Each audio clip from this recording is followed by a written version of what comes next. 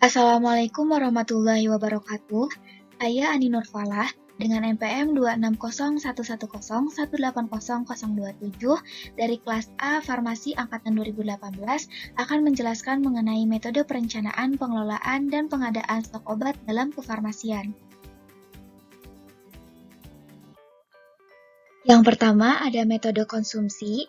Metode konsumsi sendiri merupakan metode perencanaan berdasarkan atas analisis konsumsi obat pada periode sebelumnya. Adapun kelebihannya, yang pertama tidak dibutuhkan data morbiditas dan standar pengobatan, kemudian perhitungannya lebih sederhana, dapat diandalkan jika pencatatannya baik, dan apabila data konsumsi lengkap dan kebutuhan relatif konstan, maka kemungkinan kekurangan obat sangat kecil.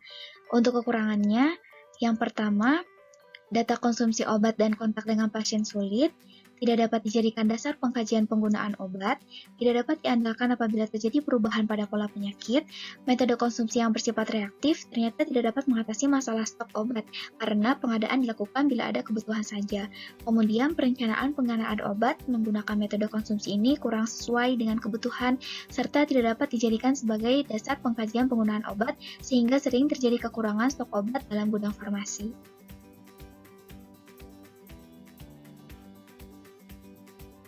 Adapun perhitungan dalam metode konsumsi, yaitu dengan menggunakan rumus CT sama dengan CA dikali T ditambah SS dikurangi sisa stok, di mana CT merupakan kebutuhan per periode waktu, CA merupakan kebutuhan rata-rata waktu biasanya per bulan, T merupakan lama kebutuhan bulan atau tahun, dan SS merupakan safety stock. Adapun contoh soal untuk metode konsumsi, yaitu kebutuhan obat adrenalin di Rumah Sakit Juanda setiap bulannya sebanyak 200 ampul. Itu setiap 3 bulan pembelian dengan lead time-nya itu atau waktu tunggunya 1 bulan, tetapi terjadi stock out di PB Cirebon selama 2 bulan. Sedangkan sisa stok di Rumah Sakit Juanda hanya ada 50 ampul. Harga adrenalinnya sendiri yaitu 5.000 per ampul. Sehingga hitunglah berapa adrenalin yang harus dibeli dan anggaran yang harus dikeluarkan untuk membeli obat tersebut. Untuk penyelesaiannya, itu kita harus mengetahui terlebih dahulu safety stock-nya. Nah, safety stock ini dapat diketahui dengan menggunakan rumus lead time dibagi dengan jumlah hari dalam 1 bulan dikali CA atau kebutuhan rata-rata waktu per bulannya. Nah, untuk SS-nya itu yaitu lead time-nya memiliki nilai 90 hari. Nah, 90 harinya itu dilihat dari lead time ditambah lama stock out-nya karena di sini terdapat stock out selama 2 bulan. Nah, kemudian lead time-nya itu 1 bulan sehingga bisa ditambahkan 1 bulan ditambah dengan 2 bulan sehingga memiliki lead time-nya itu 3 bulan. 3 bulan itu atau setara dengan 90 hari dibagi jumlah hari dalam 1 bulan yaitu 30 hari dikali CA atau kebutuhan rata-rata dalam 1 bulannya itu 200 ampul didapatkan SS 600. Kemudian kita akan menghitung infus yang harus dibelinya yaitu dengan menggunakan rumus CT sama dengan CA dikali T ditambah SS dikurangi sisa stok, di mana CA-nya sendiri yaitu 200 ampul dikali lama kebutuhannya yaitu selama 3 bulan, kemudian ditambah safety stoknya yang tadi telah kita dapatkan yaitu 600 dikurangi sisa stoknya yaitu 50 didapatkan CT-nya 1150. Kemudian dihitung anggaran yang harus dikeluarkannya yaitu dengan mengkalikan hasil dari CT-nya yaitu 1150 dikali dengan harga adrenalinnya itu sendiri yaitu 5.000 per ampul. Jadi didapatkan hasil anggaran yang harus dikeluarkan yaitu 5.750.000.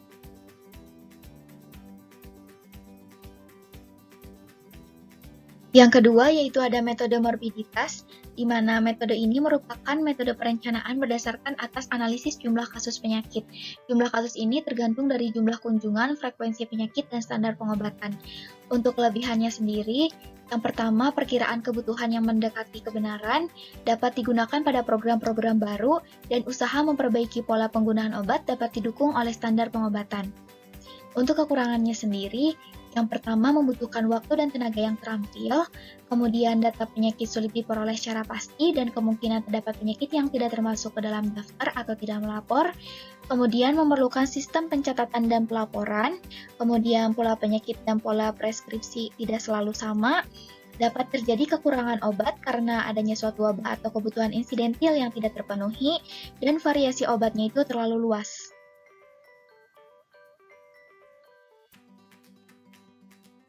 Adapun perhitungan dalam metode morbiditas yaitu dengan menggunakan rumus CT sama dengan CE dikali T ditambah SS dikurangi sisa stok, di mana CT itu merupakan kebutuhan per periode waktu, CE merupakan perhitungan standar pengobatan, T merupakan lama kebutuhan, bulan atau tahun, dan SS merupakan safety stock. Untuk contoh soal dalam metode morbiditas, yaitu Kalimantan Tengah merupakan wilayah yang masih banyak terdapat hutan yang lebat, sehingga pasien gigitan ular di wilayah Sampit cukup tinggi. Rumah Sakit Nurjani dalam setiap bulannya menerima pasien gigitan ular sebanyak 5 orang per bulan. Standar pengobatan yang diberikan untuk gigitan ular yaitu yang pertama dengan menggunakan antibisa ular yang diberikan 2 botol untuk 1 hari, dengan terapi selama 3 hari, asam traksenamat diberikan 3 kali injeksi 500 mg selama 3 hari, kemudian ketorolak injeksi 3% diberikan 2 ampul untuk 1 hari selama 3 hari, dan cefotaxim injeksi diberikan 2 kali injeksi 1 gram selama 3 hari. Obat-obatan untuk terapi gigitan ular tersebut hanya tersisa 1 di rumah sakit, sedangkan pembelian setiap 1 bulan sekali dengan lead time atau waktu tunggunya 1 minggu. Harga untuk 1 kali pemberian standar pengobatan gigitan ularnya yaitu 700.000. Maka hitunglah berapa obat dalam standar terapi yang harus dibeli dan anggaran yang harus dikeluarkan untuk membeli persediaan tersebut. Untuk penyelesaiannya, yaitu kita harus mengetahui terlebih dahulu standar pengobatan yang digunakan pada kasus tersebut, di mana pada kasus tersebut menggunakan beberapa obat, yaitu yang pertama ada antibisa ular, yang digunakan itu 2 botol dikali 3 hari, didapatkan 6 botol dikali jumlah pasien dalam 1 bulan, yaitu 5 pasien, didapatkan antibisa ular sebanyak 30.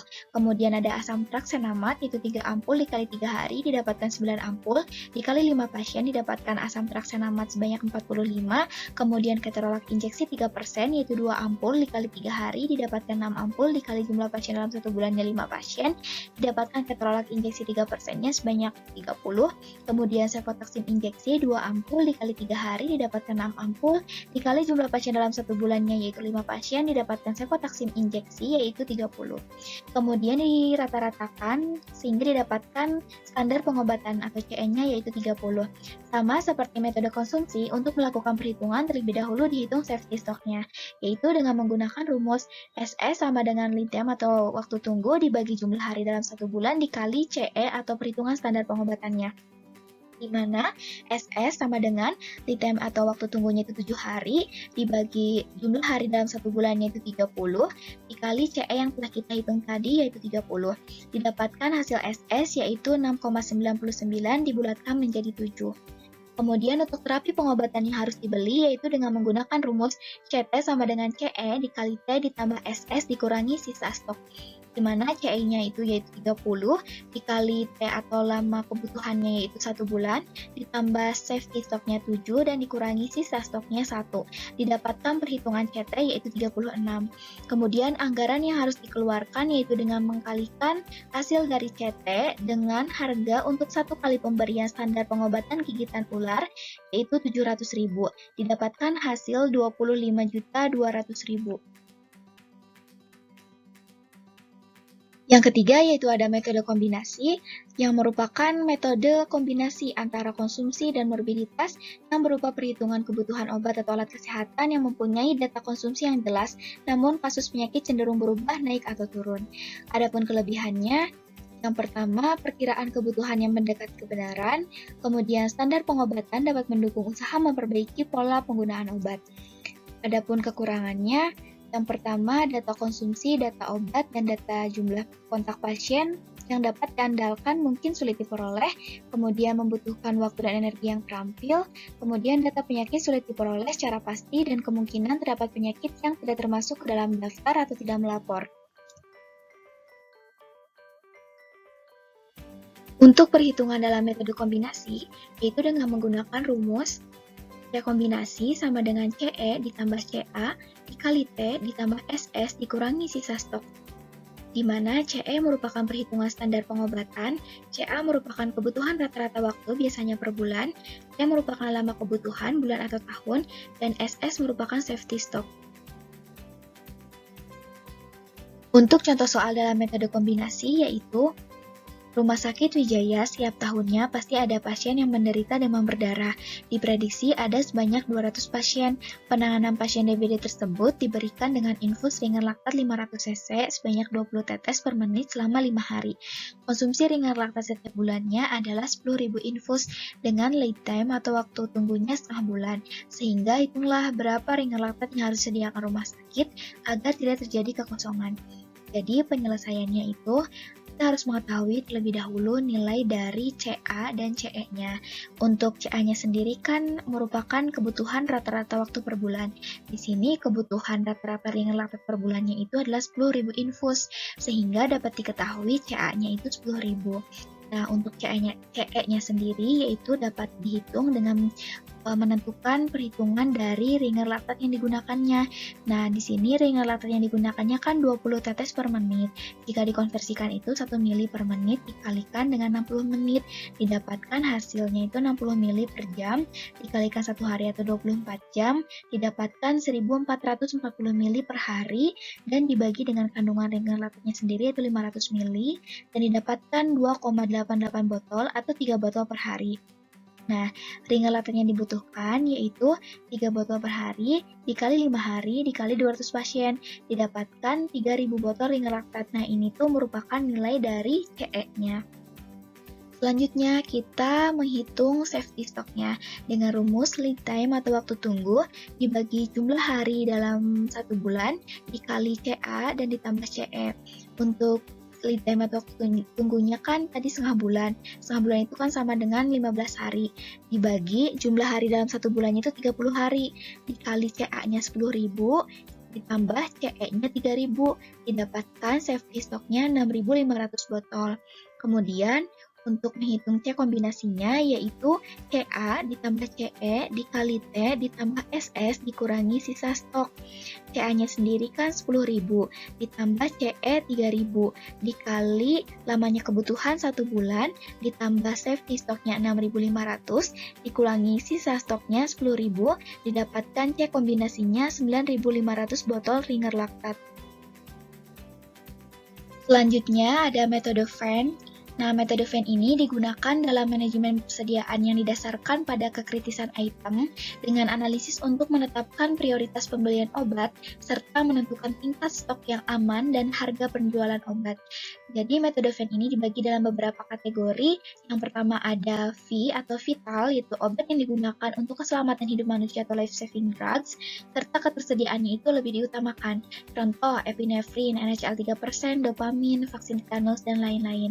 Kemudian ada E atau esensial, yaitu obat yang efektif untuk mengurangi rasa sakit untuk berbagai jenis penyakit yang tidak vital dan pemberiannya masih bisa ditunda jika stok tidak tersedia. Contoh seperti antibiotik, NSAID, dan lain-lain. Kemudian ada N atau non-esensial, yaitu obat yang bersifat menunjang atau komplement dari suatu terapi yang ketersediaannya tidak terlalu diprioritaskan. Contoh vitamin, suplemen, dan lain-lain. Adapun kelebihan dalam metode Venn, yang pertama, Venn dapat memenuhi kebutuhan pasien, kemudian dapat memprioritaskan kebutuhan obat yang mana yang harus ada atau tidak. Selanjutnya, untuk kekurangannya, Venn membutuhkan waktu dan ketelitian yang baik, serta membutuhkan PBF yang tetap. Selanjutnya ada metode ABC atau Always Better Control. Metode ini merupakan pengklasifikasian obat atau alat kesehatan berdasarkan jumlah rupiah yang diinvestasikan selama periode tertentu sesuai dengan kebutuhannya. Nah, metode ABC ini terdiri dari beberapa kelas. Yang pertama ada kelas A, yaitu biaya pengadaannya 70-80%, sedangkan stoknya 15%, sehingga kelas A tergolong mahal. Kemudian ada kelas B, yaitu biaya pengadaannya 15-25%, sedangkan stoknya 30%, sehingga kelas B tergolong sedang. Dan kelas C, yaitu biaya pengadaannya 5-15%, sedangkan stoknya 55%, sehingga kelas C tergolong murah dan stoknya banyak. Untuk controllingnya, kelas A memerlukan controlling yang lebih ketat daripada kelas B dan kelas C.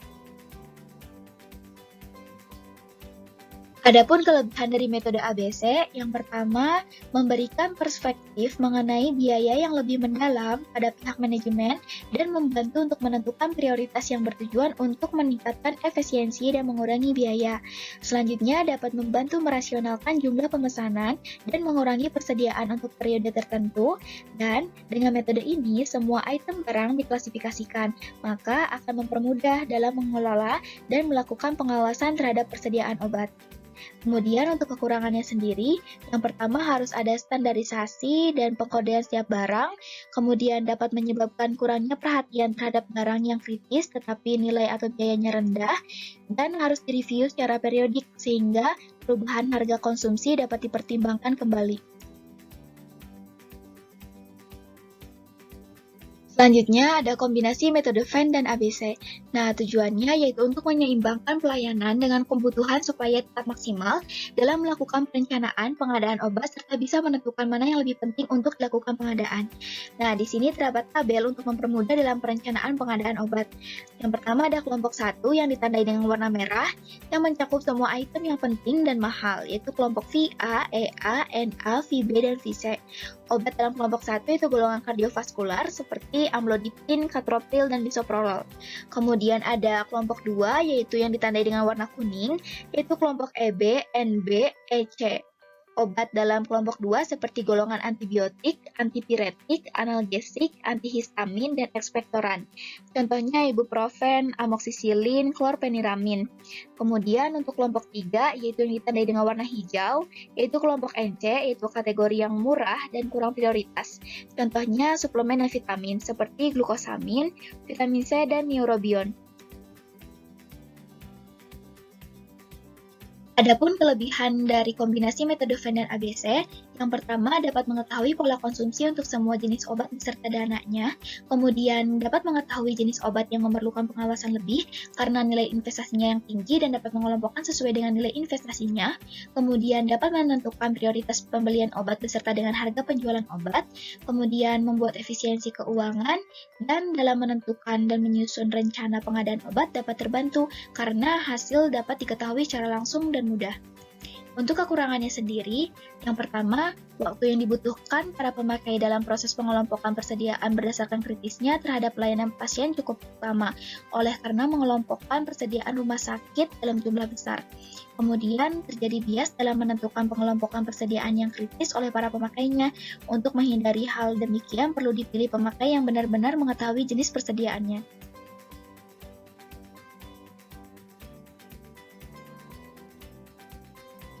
Selanjutnya ada pengadaan, penerimaan, penyimpanan, dan pemusnahan produk farmasi, alat kesehatan, serta BMHP. Untuk pengadaan sendiri yang merupakan proses penyediaan obat yang dibutuhkan di suatu rumah sakit atau unit pelayanan kesehatan lainnya yang diperoleh dari pemasok eksternal melalui pembelian dari manufaktur, distributor, atau pedagang besar farmasi. Untuk struktur komponennya ada personil terlatih, sistem informasi yang baik, metode dan prosedur yang jelas, dana dan fasilitas yang memadai. Untuk prinsipnya sesuai dengan Menteri Kesehatan Republik Indonesia Nomor 38 Tahun 2003. Yang pertama, mutu obat terjamin, pengadaan obat dilakukan secara efektif dan efisien, menerapkan konsep obat esensial generik, dan pengadaan melalui industri besar farmasi atau PBF. Untuk cara pengadaannya, yang pertama pembelian, produksi sendiri, sumbangan, grant atau hibah yang merupakan pembelian yang dilakukan kepada pihak lain ketika masih hidup, dan pelaksanaan pembagiannya dilakukan dengan penghibah yang masih hidup. Kemudian ada konsinyasi yang merupakan pemberian barang kepada orang lain agar dapat melakukan pengendalian maupun pemantauan terhadap barang hingga barang tersebut terjual. Kemudian ada proses pembelian, yang pertama ada tender terbuka yang merupakan metode yang melibatkan berbagai sumber penyediaan obat. Kelebihannya, penetapan harga yang lebih menguntungkan dikarenakan harga yang lebih murah. Namun, terdapat kekurangan, yaitu memakan waktu yang lama, biaya pelaksanaan tender yang cukup tinggi, serta kualitas obat yang kurang bagus. Kemudian, memerlukan staf yang kuat, serta perhatian yang penuh. Kemudian, ada tender terbatas. Tender ini memiliki karakteristik proses yang lebih singkat, biaya yang lebih hemat, beban kerja yang lebih ringan bila dibandingkan dengan tender terbuka. Metode ini mampu mengurangi resiko lead time yang terlalu panjang, serta harga yang masih bisa dikendalikan, kemudian tenaga dan beban kerja yang lebih ringan bila dibandingkan dengan tender terbuka, Kemudian ada pun kekurangannya, yaitu tidak bisa memantau kualitas obat. Kemudian ada pembelian secara negosiasi, yaitu metode ini digunakan bila item obat tidak urgent dan tidak ada dalam jumlah yang banyak. Kemudian metode pengadaan relatif sederhana dan waktu yang lebih pendek serta pengelolaan obat dapat menawarkan secara rinci kepada pemasok. Kemudian metode negosiasi ini bisa digunakan untuk kontrak pengadaan obat dalam jangka yang panjang. Kemudian ada pengadaan langsung, yang mana metode ini dilakukan pembelanjaan sesuai dengan kebutuhan langsung kepada pemasok. Kelebihannya yaitu kualitas terjaga karena didapat langsung dari distributor atau PBF. Apabila terdapat kesalahan, mudah mengurusnya, kemudian dapat memperpendek lead time. Apabila sewaktu-waktu mengalami kehabisan, kesalahan, atau kekurangan obat, maka dapat langsung menghubungi distributor.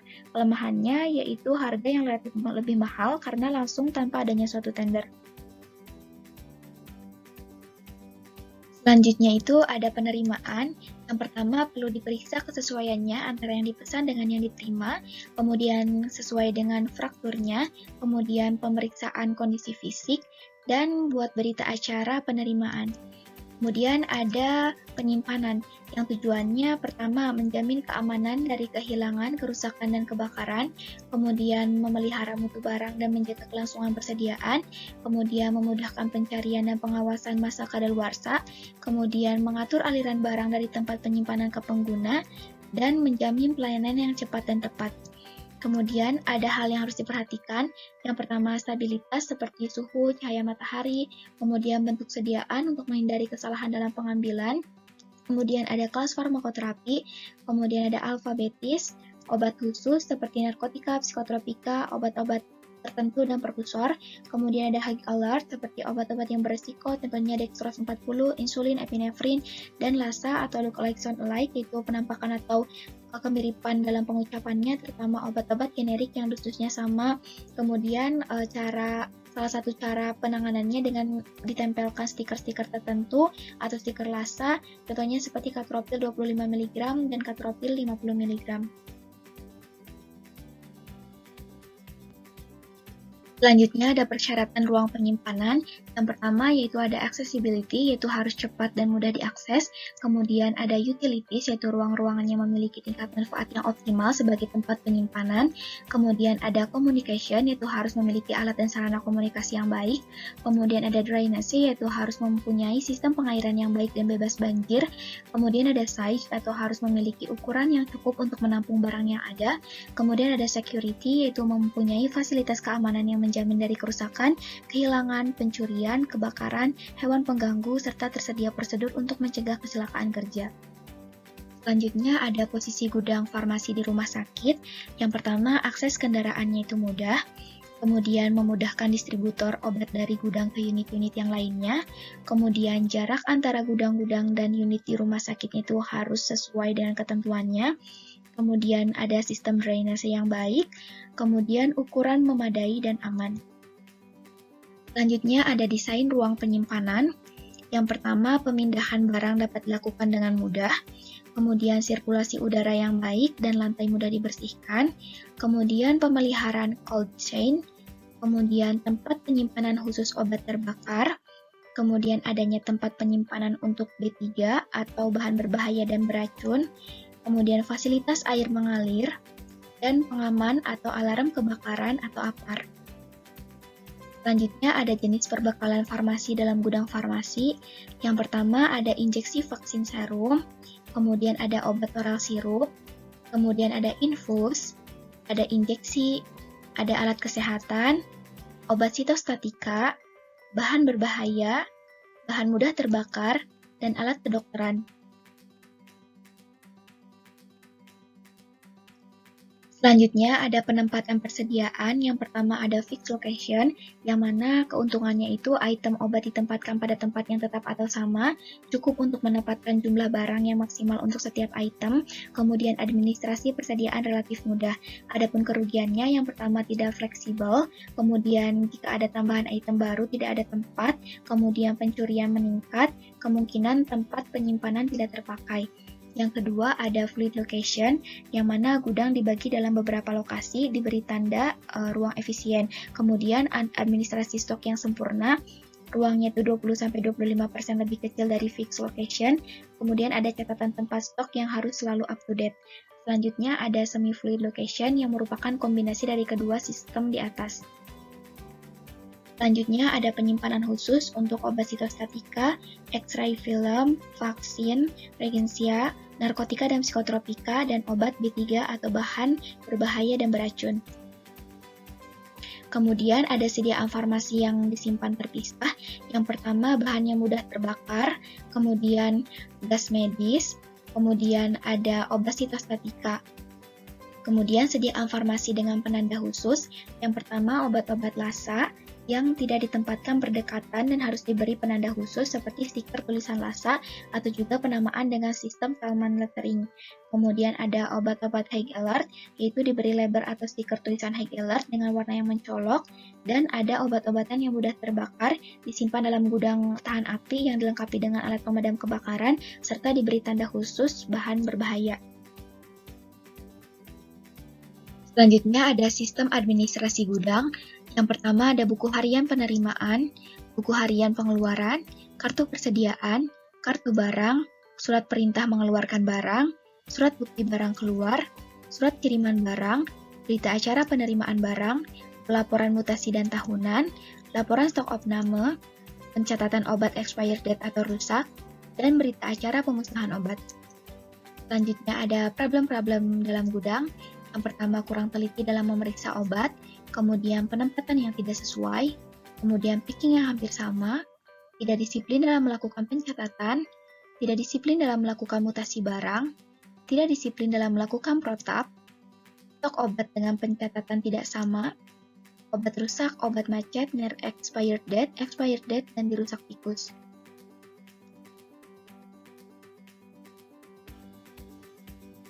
Selanjutnya ada pemusnahan jenis perbekalan farmasi dalam gudang farmasi yang ditujukan untuk produk yang tidak memenuhi persyaratan mutu, sudah kadaluarsa, tidak memenuhi syarat untuk dipergunakan dalam pelayanan kesehatan atau kepentingan ilmu pengetahuan, dan telah dicabut izin edarnya.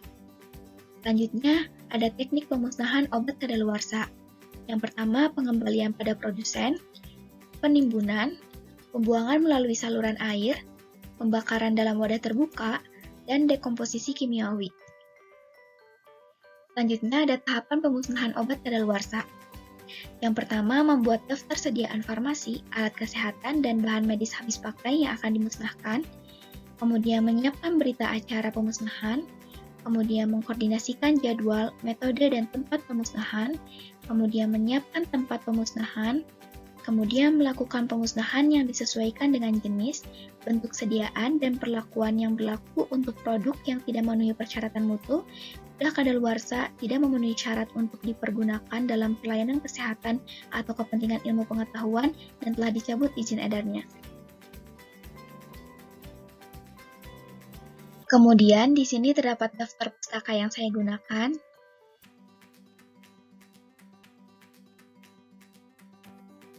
Sekian penjelasan dari saya. Mohon maaf apabila ada kesalahan dalam menjelaskannya. Ditutup wabillahi taufiq wal hidayah. Wassalamualaikum warahmatullahi wabarakatuh.